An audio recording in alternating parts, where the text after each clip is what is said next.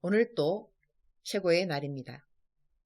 임은미 선교사 묵상입니다. 2020년 6월 6일 토요일 최고의 날 내가 과거를 기억해야 하는 이유 신명기 10장 어제는 케냐 한인 선교사회에 정기총회가 있었다. 내가 부회장이 되었다.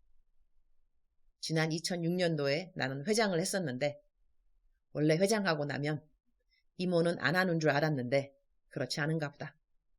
다시 회장은 못 되어도 부회장은 될 수 있다고 부회장 직분을 맡겨주었다. 코로나로 힘든 시기인데 1년 동안 선교사님들을 잘 섬기라고 맡겨주신 것 같다. 일단 무슨 일이든지 맡겨지면 마칠 때까지는 최선을. 내게 있어 최선이라는 단어의 정의는 모든 일을 기쁨과 감사로. 신명기 10장 19절 너희는 나그네를 사랑하라. 전에 너희도 애굽 땅에서 나그네 되었음이니라. And you are to love those who are aliens, for you yourselves were aliens in Egypt. 너희는 이전에 애굽 땅에서 나그네 된 적이 있으니 나그네의 서러움이 무엇인지 잘 알 터이니 나그네를 사랑하라 라고 하나님이 주신 말씀이다. 나는 케냐 기독 청년 운동에서 좋은 리더들을 많이 만났다. 그 중에 한 사람이 플로런스라는 스태프이다. 이 사람의 직책은 케냐 디렉터이다. NGO 컴패션에서 프로젝트 디렉터 하다가 의 스카우트 되어서 지금 나와 함께 일을 하게 되었다. 플로런스와 지난번 수양회에서 많은 개인적인 대화를 가졌다. 플로런스의 남편은 목사이다. 광가레라는 빈민지역에서 목회를 한다고 한다. 내가 왜 빈민지역에서 목회를 하기로 결정했냐고 하니까 자기도 남편도 그 빈민가에서 자랐다고 한다. 플로런스는 나이로비 대학교에서 장학생으로 졸업을 했다. 나이로비 대학은 케냐에서 가장 좋은 대학이다. 한국으로 말한다면 플로런스는 서울대학의 장학생으로 학교를 졸업했다는 이야기가 된다. 빈민가에서 태어나서 얼마나 힘들게 공부를 했는지, 얼마나 많이 굶었는지, 얼마나 많이 구박받았는지 그렇게 자라났기 때문에 자기처럼 자라나는 아이들에게 소망을 주기 위해서 자기는 빈민가로 돌아갔다고 한다.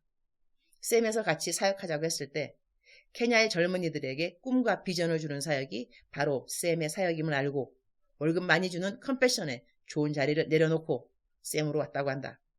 내가 플로런스랑 같이 일을 해보니 그녀는 배려가 깊고 일에 추진력이 있으며 자기가 가진 것이 풍부하지 않아도 늘 다른 사람들에게 나눠주는 사람임을 알게 되었다. 자기 집이 좁아도 미혼모들이나 갈 곳이 없는 사람들을 플로런스는 항상 자기 집에 들여서 오랫동안 기거하기도 한다. 플로런스의 아이들은 이런 손님들이 오면 너무나 익숙하게 자기네 방을 내어놓는다고 한다.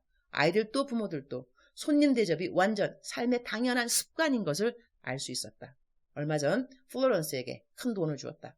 주위에 코로나로 인해 힘든 사람들이 많을 테니 이 돈으로 자유하게 그런 사람들을 도와주라고 했다. 그랬더니 플로런스가 토요일 자기는 쉬는 날인데 하루 종일 빈민가 자기가 살던 그 동네에 가난한 사람들에게 일일이 음식을 사가지고 찾아가서 22가정인가 도와주었다고 일일이 사진까지 다 찍어서 내게 보내주었다. 사진은 내가 찍어달라고 했음. 그리고 얼마 전에는 어떤 피난민들을 신방에서 도와준 이야기를 하고 그곳의 여자들 중 한 사람이 과일 장사라도 시작할 수 있도록 미천을 되어주었다고 한다. 내가 플로런스에게 빈민가에 일단 재봉틀이라도 몇 대 사주고 사람들이 기술을 배우게 할 수 있겠냐고 아이디어를 좀 내보라고 했다. 그래서 지금 플로런스는 빈민가의 기술학교를 어떻게 하면 시작할 수 있을까 프로포저를 준비하고 있다. 물고기를 줄 것이 아니라 물고기를 잡는 방법을 가르쳐주라 하는 말이 생각나서 플로런스에게 그러한 생각을 나눴던 것이다.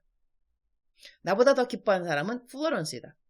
그냥 식량으로만 도와주는 것이 아니라 소망이 없는 이들에게 소망을 심어주는 것이 얼마나 필요한가 하는 것에 우리 둘 다 동의를 한 것이다. 오늘 묵상 말씀을 대하면서 플로런스가 생각난다. 자기가 빈민가에서 소망 없이 비전 없이 꿈 없이 자라났기에 빈민가의 아이들의 꿈과 소망을 갖게 하기 위해 빈민가로 돌아갔다고 하는 그 말에 내가 얼마나 감동을 받았는지. 어떤 사람들은 자기의 불우한 과거는 돌아보지 않으려고 한다.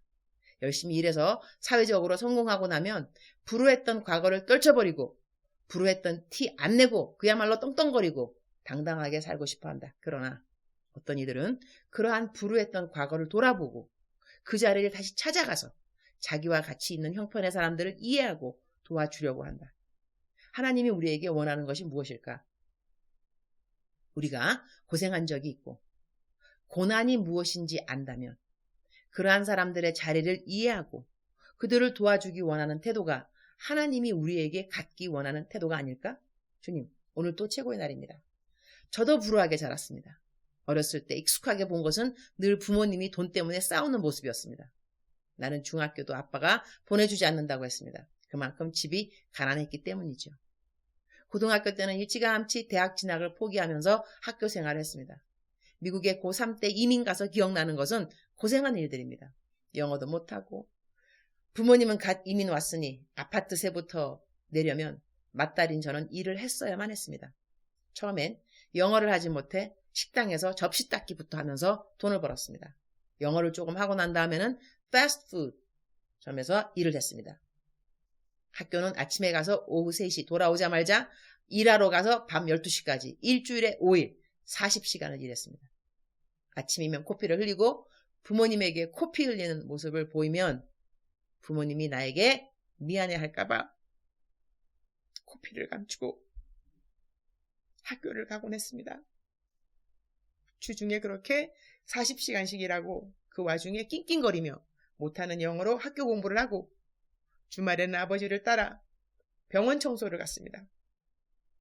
대학에 들어가서도 당연히 일을 했고 간호학 전공할 때는 집에 홀로 있는 노인들, 간병인으로 돈을 벌고 주말에는 아파트 집 청소를 하면서 돈을 벌었습니다.